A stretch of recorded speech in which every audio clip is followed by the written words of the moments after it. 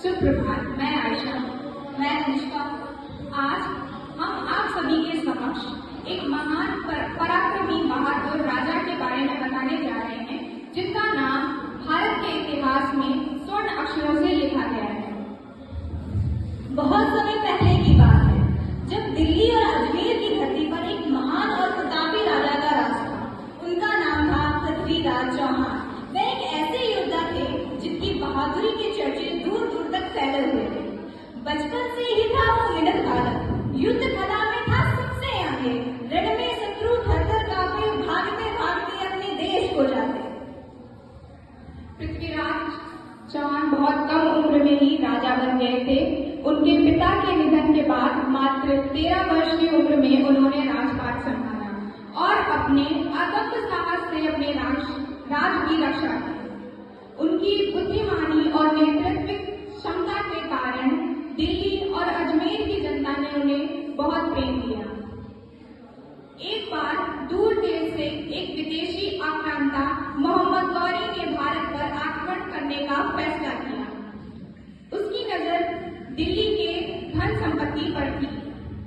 गौरी आया था गजनी से लूटने भारत की शान, पर पृथ्वीराज चौहान ने कर दी उसकी कोशिश नाकाम। तराइन के मैदान में पहली बार पृथ्वीराज और मोहम्मद गौरी का आमना सामना हुआ। यह एक भयंकर युद्ध था, जिसमें पृथ्वीराज ने अपनी वीरता का अद्भुत परिचय दिया। उन्होंने गौरी को पूरी तरह पराजित किया और उसे बंदी बना दिया, लेकिन पृथ्वीराज उदार व्यक्ति थे। उन्होंने गौरी को क्षमा कर दिया और उसे जीवन नाम देकर वापस भेज दिया। उनकी यह दयालुता ही उनके लिए एक दिन भारी पड़े।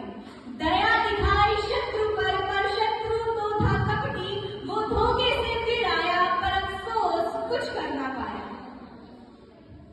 अगले साल मोहम्मद गौरी ने एक बड़ी और अधिक चालाक सेना के साथ फिर से आया।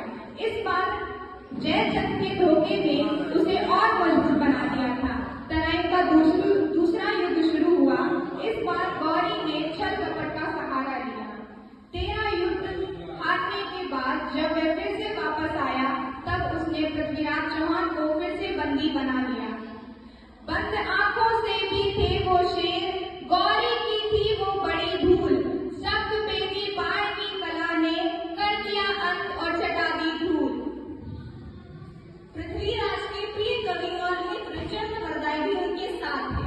उन्होंने गौरी से पृथ्वीराज के शब्दभेदी बाण का प्रदर्शन करने का आग्रह किया। गौरी मान गया। चंद्रवरदाई ने एक योजना बनाई और गौरी के सामने एक दोहा सुनाया। 4 बार 24 गज अंगुल अष्ट प्रमाण, ता ऊपर सुल्तान है, न चूके चौहान, न चूके चौहान। इस दोहे में छुपे संकेत को समझकर पृथ्वीराज ने गौरी की आवाज को अपना निशाना बनाया और अपना अंतिम तीर चलाया।